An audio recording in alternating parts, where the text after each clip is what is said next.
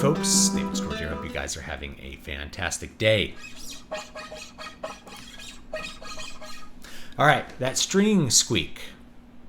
Looking at some ways to reduce or eliminate that besides technique, and I want to talk a little bit about that today before I jump in and show exactly what I'm going to be trying to do to reduce that. So if you are not familiar with classical guitar,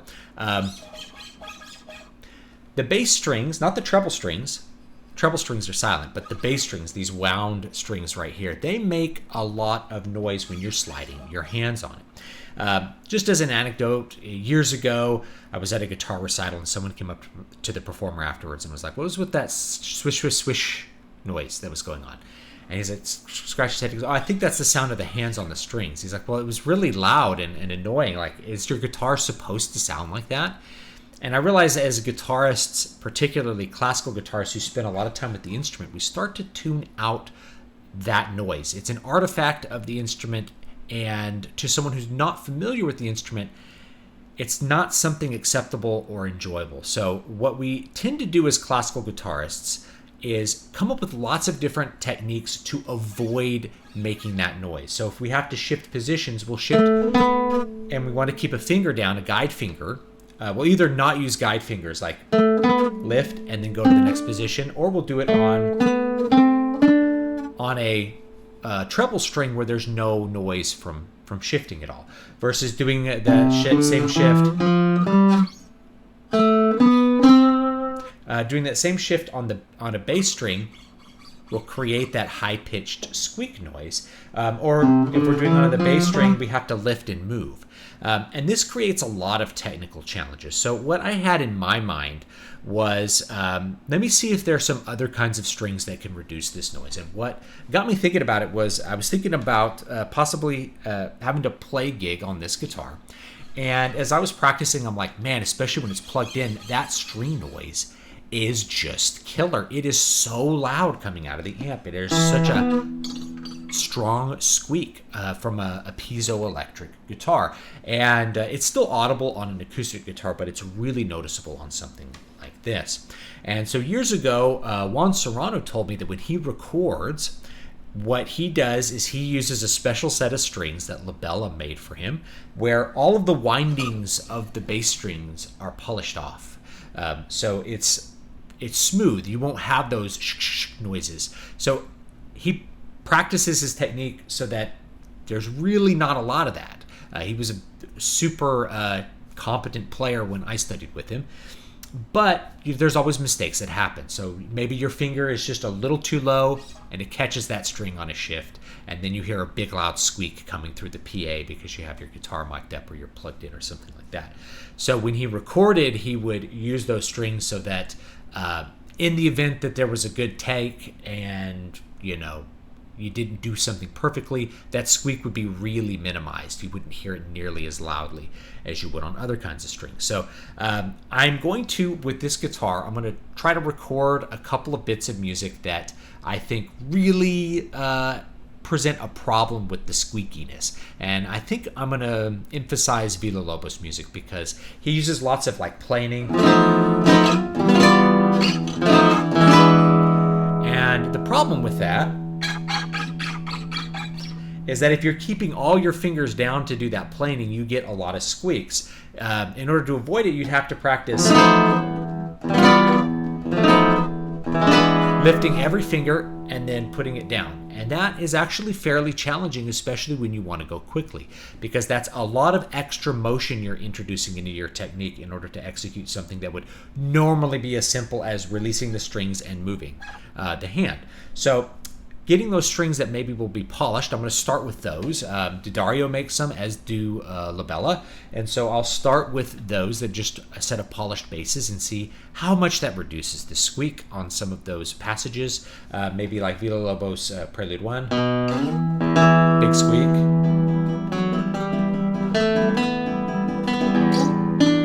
Big squeak there, right? You can really hear the squeak. So will it reduce the squeak on those passages? I'll record this guitar with the current basses, which are kind of dead anyway, and then I'll record it with the polished basses. And if I feel like it's not enough, Tomastic Infield actually makes a set of classical guitar strings with flatwound basses, ribbon wound, like an orchestral violin string, where the outside of the core is wrapped in a flat piece of metal ribbon, steel ribbon. And that's great for bowing because you just put rosin on your bow and it slides across the top of that, kind of gripping that smooth surface. Those strings tend to have a lot of long life to them, and tend to resist wear a lot because you're playing with steel wrap rather than silver and copper, so it deteriorates a little bit less, but you also end up with a much different tone. So I might go that route if I really want to say, like, how much can we completely reduce the squeaks, but I figured I'd start with the polished basses. Now, the downside that Juan told me about those polished basses is, of course, they don't last very long. So he would record with them, and they would be done. He would record a whole album in a day, by the way. So they'd be done in that one day, and then he'd put the regular, round wound strings back on for practice and regular performances, and that was what he did. So I'm going to try those out, and we'll see how long they last. I'll do I'll record a couple of before and after performances, and we can maybe compare them, and if that's not enough, we'll go to the flatwound strings. And I like to test it on this partly because this is very loud, but also we have a lot of control over the tone of this guitar, so we can actually get quite a bit, we can get some really different tones, whether we're going to emphasize a mic simulator or, we can crank up the bass, or we have a lot of control over tone. So if the strings end up just a little bit sonically outside of where I want them to be, I have options to change the tone on the guitar, and I have options to change the tone on the amp. Whereas with your acoustic instrument, your real classical guitar, if you will, an acoustic classical guitar, you don't have those options. The tone of the strings, it's pretty much what they are, and you can maybe adjust your technique a little bit if they're too dark, play a little more ponticello, but most players are not going to want to do that. They're going to want to find the strings that have a tone that's acceptable to them. But for me, even if there's a little bit less high end or the tone's a little bit different, is the trade-off of not having squeaks worth it? And if you can eliminate squeaks totally, like with flatwound strings, that means that many different techniques on the classical guitar are just much easier to perform. You no longer have to worry about coming up with lots of crazy fingerings in order to avoid sliding a finger on the bass strings. You could easily play these planing figures without having to worry about that squeak, or without having to pick up your fingers, things like that. Whatever you were going to do. I noticed the squeaks a lot on just like little things where like I'm shifting from one position to the next, like squeak. And I notice it a lot with modern music. Notice it less with Baroque music because the positions tend to be a little bit different. But it's an artifact of the modern instrument. Can we reduce the artifact rather than really extensively practicing and increasing the difficulty of the technique that we're trying to use to play the same music? Can we just change the material we're using for the strings and simplify what we're doing tremendously? I'm hoping we can, but we'll find out as we go in this process. Okay, now we have the strings on, and it's actually a lot less noise. So I slapped these on today and practiced maybe an hour. The strings settled into tune pretty quickly. And I did notice a significant reduction in the amount of string noise. However, it wasn't a total elimination. So I may try the flat wound strings just to see if that makes it so like there's no string noise whatsoever.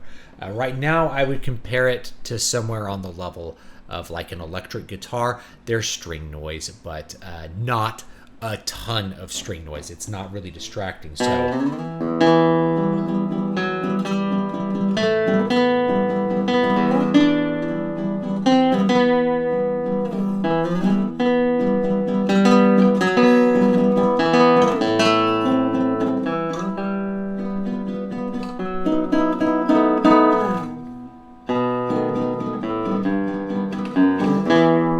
So on those glissandos, there's still a noise, but the noise is way under the actual sound of the notes that's coming out of the instrument. Whereas before, that squeak was almost as loud as the note. It was obtrusive in the glissando to hear that string squeaking as much as it was squeaking.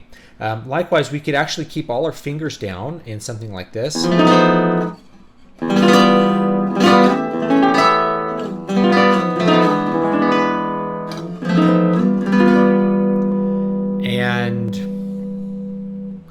We're not really going to hear any of that.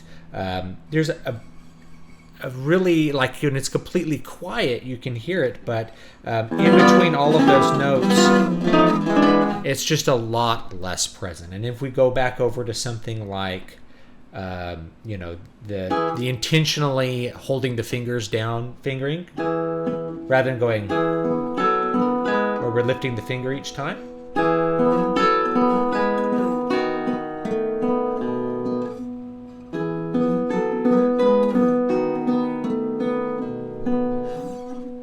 We can still hear it a little bit.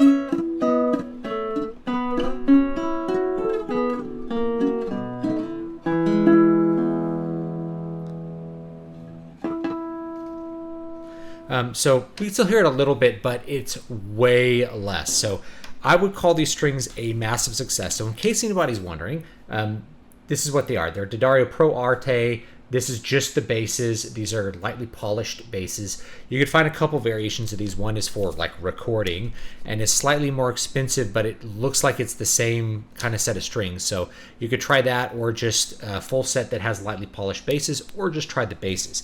The trebles are also D'Addario, so it's the same tension, same set. The only difference is I switched out the regular basses for these polished basses. Otherwise, everything is the same.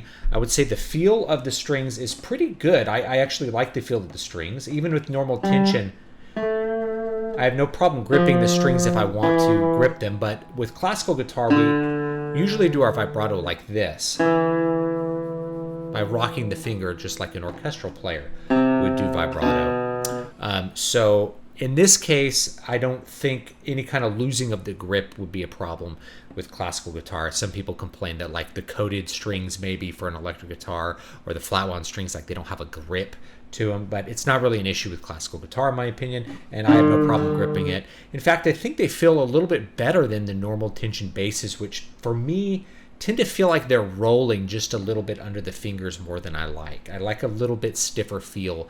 And although these are technically the same tension, they do have a very slightly stiffer feel, which I tend to like for just in general.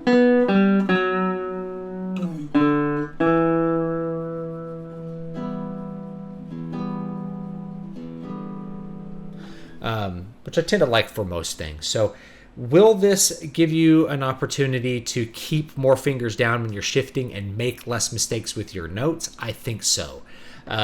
Is it going to completely eliminate string noise? No. I may try flat wounds and see just how quiet we can get that string noise. And one of the things I think about with this is normally with classical guitar technique, like for this passage, we're going to lift the finger on the bass string every single time we shift positions, because otherwise we're going to hear string noise. So this is something that you end up having to practice a lot, is vertically lifting the string, in order to do all of those shifts. And then you can keep a guide finger down only on a treble string and avoid a guide finger on the bass strings.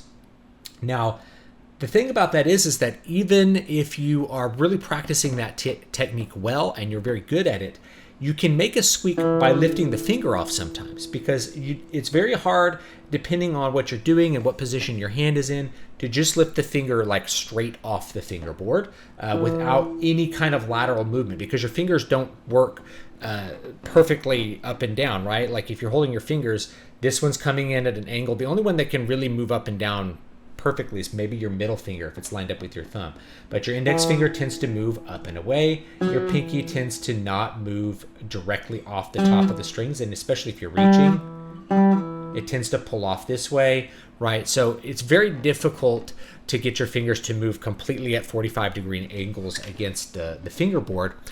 I know that there's teachers who say that, like, that's what you have to practice, but think about your efficiency with practice. If you didn't have to do all of that, how much more material could you learn? How much cleaner would it sound to the audience? And basically, how much more could you do without having to focus on some micro level technique that you wouldn't have to worry about on, say, violin or something like that, that doesn't have these wound strings that make a lot of noise when you happen to touch them and move along them without having to play a note with them. I think that could be a big benefit. The other thing we have to think about is that just because you're making something easier and you're giving yourself basically a wider margin of error, even if you're lifting the finger, it's going to really reduce any kind of squeak from lifting the finger off without doing that finger lift perfectly. Gives you a lot wider margin of error, which just means you're going to have a better performance. When you get out on stage and you have nerves and things like that going, it's really easy for your technique to just not be perfect because there's so much going on. So giving yourself an opportunity to avoid that, I think, could have a huge benefit. I think I'm going to try these out on one of my acoustic guitars, one of my acoustic classical guitars, and see how that works. This is my Godin. All the settings are the same as they were for the previous demonstrations that I did, so I didn't change anything about them. All the EQ is the same. It's the same EQ. There's no EQ on the DAW. It's just exactly as it was when I recorded it. So that is good. There's going to be a little bit of difference in tone with the bass strings compared to the other bass strings, but not enough that I feel like I can't adjust for it a little bit with EQ, and the tone on them honestly sounds good. I'm curious to know how the Flatwounds will sound. So anyway, I think giving yourself a wider margin of error is just going to be a lot more benefit to every player. You're still going to need to lift fingers a lot from time to time, but if the passage is just incredibly hard to completely lift fingers every single time you do a shift, you can get away with not doing that shift depending on like how loud the piece is and stuff like that. It just gives you more options as a player. You wouldn't like attack a player for making it easier by using like polished strings. If you considered it like lowering the action of your guitar, would you tell a guitar player, hey, you're cheating because you're lowering the action of your guitar and making it easier to press the strings to the fret? You're having to use less effort, or using lighter gauge strings because they're easier to play. Most of the pros that I know use, on electric guitar at least, use pretty light gauge strings.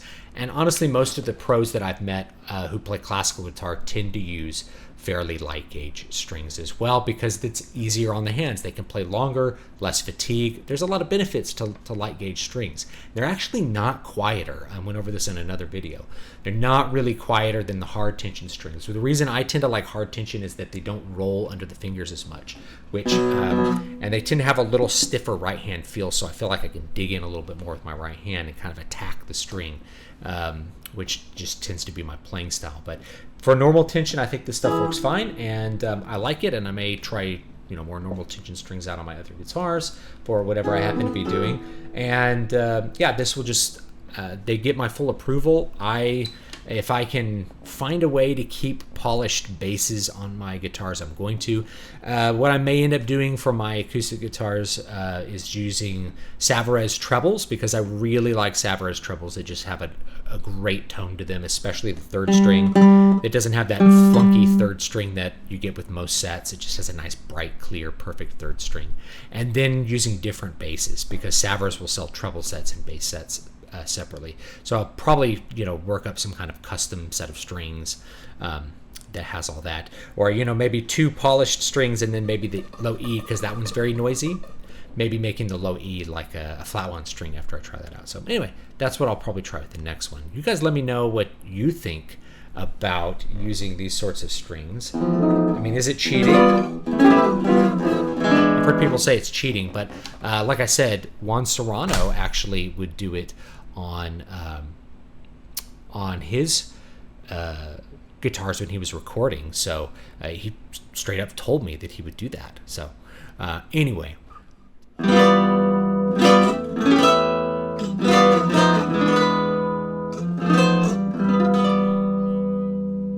Okay, so one more set of strings to complete the experiment. These are the Flatwound strings. These are from Tomastic.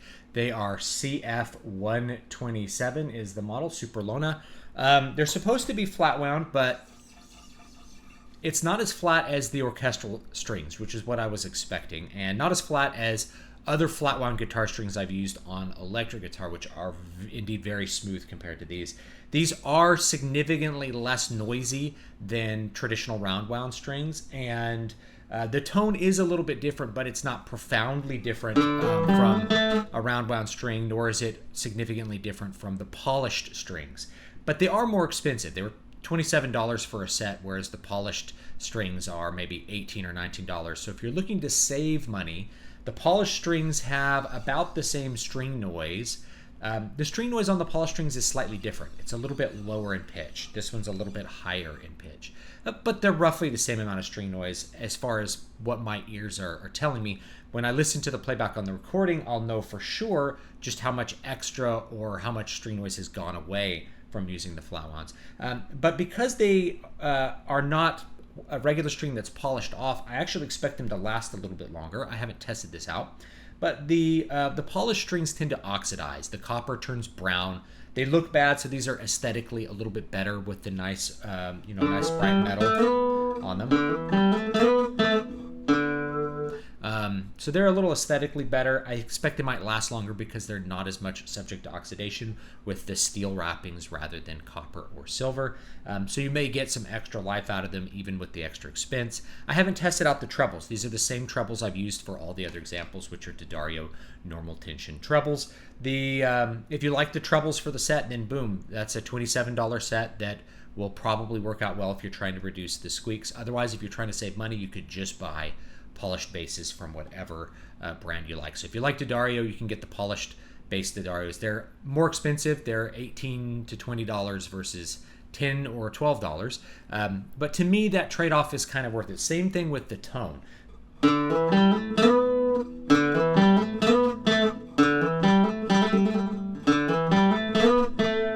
The tone is a little bit darker. It's not the same as the roundwound strings. And so I probably won't switch to these for my flamenco guitars because I still need that bright top end for the bass strings. That's what makes the entire guitar bright. We're really emphasizing the upper end with a lot of flamenco playing. And we don't care as much about like the string noise. But for playing, classical stuff, it's probably a better trade-off to lose a little bit of brightness but avoid those squeaks versus trying to really increase the difficulty of your technique in order to avoid the squeaks.